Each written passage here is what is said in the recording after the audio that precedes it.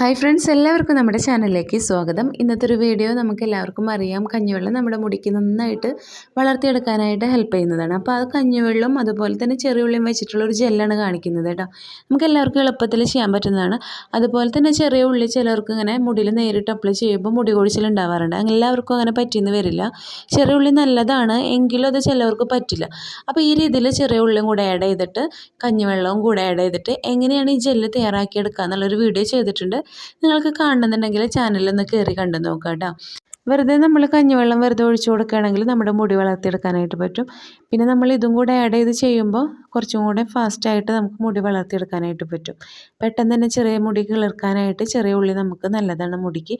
അപ്പോൾ അത് ഇതേ രീതിയിൽ ചെറിയ ഉള്ളി വെറുതെ മാത്രം പറ്റുമ്പോൾ മുടി കൊഴിച്ചിലുള്ളവർക്ക് ഇതേ രീതിയിൽ ചെയ്ത് നോക്കാം കേട്ടോ.